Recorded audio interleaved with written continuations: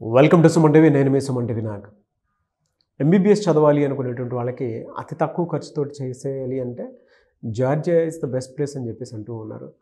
అయితే అక్కడ ఎందుకు ఎంబీబీఎస్ చేయాలి అండ్ అర్జున ఓవర్సీస్ కన్సల్టెన్సీ వాళ్ళు ఎందుకు జార్జియా యూనివర్సిటీని చూస్ చేసుకోవాలని చెప్పి చెప్తూ ఉన్నారు. అక్కడ ఉండేటువంటి బెనిఫిట్స్ ఏంటి, ఆపర్చునిటీస్ ఏంటి అనేది ఈరోజు మనం ధనంజయ్ గారి మాట్లాడి తెలుసుకుందాం. నమస్తే అండి. నమస్తే సార్. సో చాలామందికి అండి ఎంబీబీఎస్ అనేది కలగానే ఉంటుంది, నో డౌట్. ఎందుకు జార్జియాని చూస్ చేసుకోవాలి అని అంటే ఏం చెప్తారు? ఇంటర్మీడియట్లో బైపీసీ తీసుకున్న ప్రతి ఒక్క స్టూడెంట్కి వాళ్ళ పేరెంట్స్ కల ఎంబీబీఎస్ చదివించాలి, డాక్టర్ చేయాలి అని ఉండిద్ది. అయితే ఇండియాలో ఈ సంవత్సరం 23 లక్షల మంది నీట్ రాశారు ఎగ్జామ్. క్వాలిఫై అయిన తర్వాత 1 లక్ష మందికి మాత్రమే ఎంబీబీఎస్ అడ్మిషన్ అనేది ఇండియాలో దొరికింది.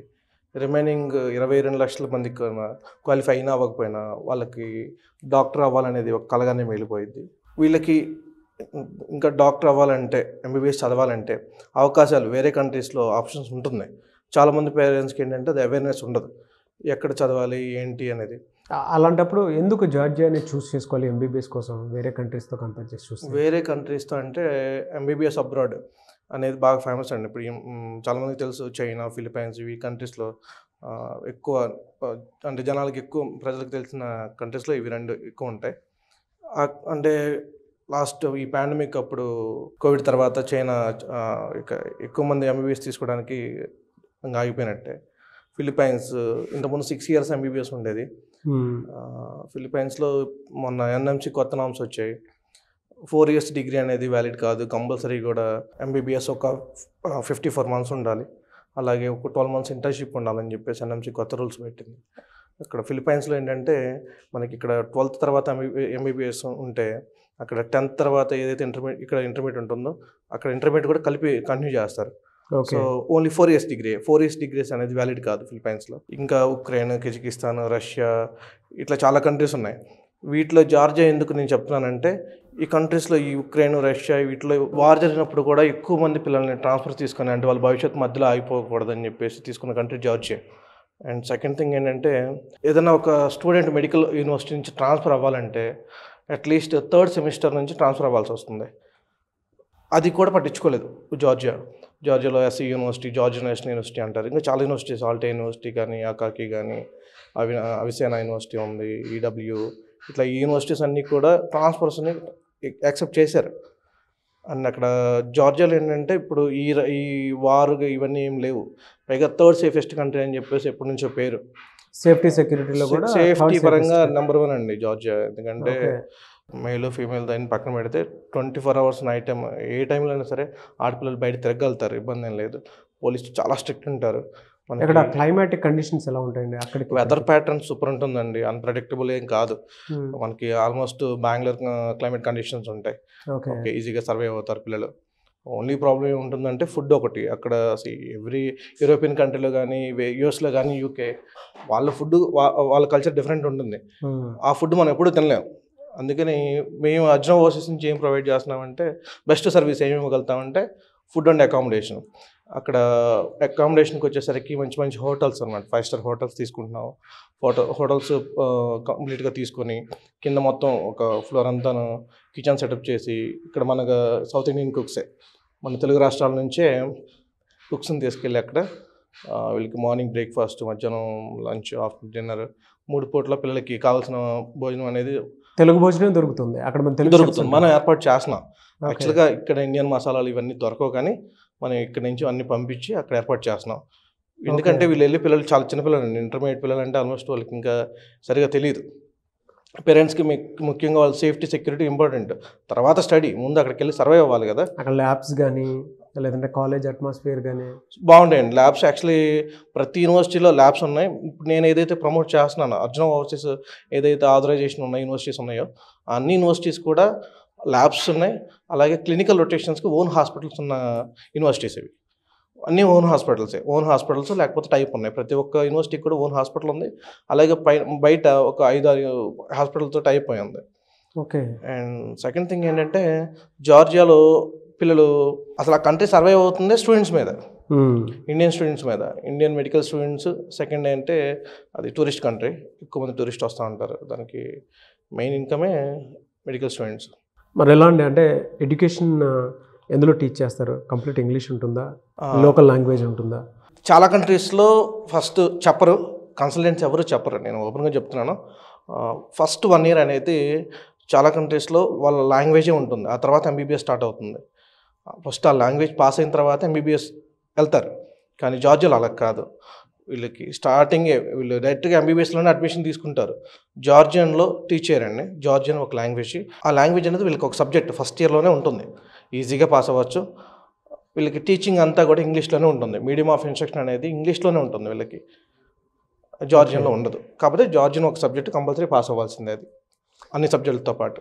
అర్జున ఓవర్సీస్ ఎడ్యుకేషన్ కన్సల్టెన్సీ అనేది ఎలాంటి ఫెసిలిటీని ఇస్తుంది సర్వీసెస్ ఇక్కడ నుంచి వెళ్ళేటువంటి స్టూడెంట్స్కి? ఇక్కడ పిల్లలకి ఏంటంటే ఫస్ట్ అడ్మిషన్ ఇవ్వడం చాలా ఈజీ అండి. జార్జియాలో యూనివర్సిటీస్ అడ్మిషన్ వెరీ ఈజీ. ఎంత ఈజీ అంటే ఇక్కడ నీట్ క్వాలిఫై అయితే చాలు, జార్జియాలో అడ్మిషన్ దొరికిద్ది. నీట్ క్వాలిఫై అవ్వకపోయినా కూడా దొరికిద్ది, క్వాలిఫై అయినా దొరుకుతుంది, క్వాలిఫై అవ్వకపోయినా కూడా దొరికిద్ది. ఓకే, సో నీట్ క్వాలిఫై అయినా అవ్వకపోయినా సరే జార్జియా అవ్వకపోయినా కూడా చేయొచ్చు, ఇది ఓపెన్గా ఎవరు చెప్పరు. పిల్లాడు డాక్టర్ అవ్వాలంటే ఎంబీబీఎస్ చేయాలి, ఆ ఎంబీబీఎస్ చేయడానికి వాళ్ళకి నీట్ అవసరం లేదు, ఏ కంట్రీకి అవసరం లేదు నీట్. ఓన్లీ మన కంట్రీలో ఎంబీబీఎస్ చేయాలంటేనే నీట్ కంపల్సరీ క్వాలిఫై అయి ఉండాలి. పిల్లలు ఏంటంటే నీట్ క్వాలిఫై అవ్వని వాళ్ళు కూడా ఎంబీబీఎస్ చేసి, అంటే ఇంటర్మీడియట్ రేంజ్లో వాళ్ళు కొంతమంది పిల్లలు చదవచ్చు, చదవకపోవచ్చు, అలా అని చెప్పేసి వీళ్ళు ఎంబీబీఎస్ చదవడానికి అర్హులు కాదు అంటే కరెక్ట్ కాదు. సో కొంతమంది కాంపిటేటివ్ ఎగ్జామ్స్ మంచి మార్క్స్ తెచ్చుకోవచ్చు, చాలా రీజన్స్ ఉంటాయి. నీట్ క్వాలిఫై అయిన పిల్లలకి అడ్మిషన్ అనేది చాలా ఈజీగా ఉండేది. ఒక సింపుల్ ఒక ఇంటర్వ్యూ, వాళ్ళు ఇంట్రెస్ట్ ఉంటే జస్ట్ అప్లికేషన్ ఫీజు ఉంటుంది, అది పే చేసిన తర్వాత 1 dayలోనే ఇంటర్వ్యూ కండక్ట్ చేస్తారు. ఇంటర్వ్యూలో కూడా పెద్ద క్వశ్చన్స్ పెద్దగా అడిగేది ఏమి ఉండదు, ఎంబీబీఎస్ ఎందుకు చేయాలనుకుంటున్నారు అనే క్వశ్చన్ మాత్రమే అడుగుతారు. దానికి ఒక ఆన్సర్ అనేది ప్రిపేర్ అయ్యి చెప్తే అడ్మిషన్ అనేది 1 dayలోనే దొరుకుతుంది. సో అడ్మిషన్ వచ్చిన తర్వాత కూడా స్టెప్స్ ఒక 2 months ప్రాసెస్ ఉంటుంది. పిల్లలకి అర్జున ఓవర్సీస్ నుంచి సర్వీసెస్ ఏం చేస్తామంటే వీళ్ళకి ఎంటైర్ ప్రాసెస్ అనేది కన్సల్టెన్సీ చేస్తుంది. ఎయిర్పోర్ట్ పికప్ కానీ, పిల్లలకి అక్కడ తీసుకెళ్ళడం కానీ, కంపల్సరీ ప్రతి 10 మంది స్టూడెంట్స్తో పాటు మా కన్సల్టెన్సీ నుంచి ఒకళ్ళు వెళ్తారు. వాళ్ళు అక్కడ కొంచెం విజిట్ అయ్యిందాక ఒక 10 days వీళ్ళు ఉంటారు. యూనివర్సిటీలో అకౌంట్స్ కానీ, బ్యాంక్ అకౌంట్స్ కానీ అన్నీ ఓపెన్ చేపిస్తారు, ఫుడ్ అంతా సెట్ అయ్యారా లేదా. అండ్ సెకండ్ థింగ్ ఏంటంటే అర్జున ఓవర్సీస్ ఫస్ట్ నుంచి కూడా స్టూడెంట్స్ ఎవరు వెళ్తున్నా సరే వాళ్ళతో పాటు పేరెంట్స్ వెళ్తామంటే ఇప్పుడు కంపల్సరీగా వాళ్ళకి కూడా వీసా చేసిస్తాం. జస్ట్ ఈ జార్జియా వీసా పెద్ద టఫ్ ఏం కాదు, జస్ట్ టూరిస్ట్ వీసా ఒక 50,000 అట్లా అవుతుంది, విత్ ఇంక్లూడింగ్ ఫ్లైట్ టికెట్స్ తోటి పేరెంట్స్ వెళ్ళాలంటే. వెళ్ళి స్టూడెంట్తో పాటు వెళ్ళి స్టూడెంట్ సర్వైవ్ అవుతున్నాడా లేదా, బాగుందా లేదా, వెదర్ బాగుందా, విజిటింగ్ అంతా మీరు చూసుకుంటారు? విజిటింగ్ అంతా మేము వాళ్ళకి అకామిడేషన్ కూడా ఫ్రీగానే మేమే ప్రొవైడ్ చేస్తాం. సో మీరు వెళ్ళాలి, జార్జియా వెళ్ళి ఒకసారి అసలు అక్కడ ఏముంటుంది, ఎలా ఉంటుందని తెలుసుకోవాలి అనుకునేటువంటి వాళ్ళకి సో ఆ ఫెసిలిటీ కూడా ఉంది. మీరు అర్జున ఓవర్సీస్ ఎడ్యుకేషన్ కన్సల్టెన్సీ వాళ్ళని అప్రోచ్ అయితే మీకు డీటెయిల్స్ అనేవి పూర్తిగా తెలుస్తాయి. ఫీజు ఏ విధంగా ఉంటుందండి? జార్జియాలో ఆల్మోస్ట్ ఇప్పుడు మనం ఒక్క యూనివర్సిటీ ప్రమోట్ చేయట్లేదండి, మనం 12 యూనివర్సిటీస్ ఆథరైజేషన్ ఉన్నాము. సెమిస్టర్కి 2 లక్షల నుంచి 2,25,000 వరకు ఉంటుంది. అంతకుమించి ఇంకా పెద్ద యూనివర్సిటీలు కావాలంటే కూడా ఉన్నాయి, కానీ ఓకే దాని ఇన్ఫ్రాస్ట్రక్చర్ అంతగా నాకు నచ్చలేదు ఫస్ట్. ఎందుకంటే స్టూడెంట్స్కి ఏదైనా రేపు ఆడికి వెళ్ళిన తర్వాత యూనివర్సిటీ చూసుకొని ఈ యూనివర్సిటీలో జాయిన్ అయితే బాగుంటుంది, ఈ యూనివర్సిటీ ఎందుకు జాయిన్ అయ్యాం అనే మాట అనకూడదు. సో అందుకని వాటిలో బెస్ట్ యూనివర్సిటీస్ ప్రమోట్ చేస్తున్నాను, రేపు ఎప్పుడో ఒక మాట తీసుకోకూడదు అని చెప్పేసి. అంత పెద్ద యూనివర్సిటీస్లో ఇన్ఫ్రాస్ట్రక్చర్ ఉన్న యూనివర్సిటీస్లో కూడా 2,25,000 నుంచి లేదు సెమిస్టర్కి. ఓకే, సంవత్సరానికి వచ్చేసరికి 4,50,000 అయిపోతుంది. ఎలా సార్ మిమ్మల్ని అప్రోచ్ అవ్వాలంటే ప్రాసెస్ ఏంటి?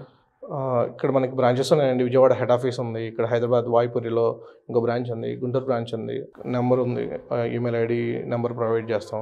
స్క్రీన్ మీద కనిపిస్తున్న నెంబర్కి కూడా మీరు సంప్రదించవచ్చు. విజయవాడ, హైదరాబాద్ లాంటి వాటిల్లో బ్రాంచెస్ ఉన్నాయి. సో డైరెక్ట్గా మీరు జార్జియాలో కనుక ఎంబీబీఎస్ చేయించాలి అనుకుంటే వాళ్ళ వెబ్సైట్ కూడా ఉంది, స్క్రీన్ మీద మీకు కనిపిస్తున్నాయి అవన్నీ.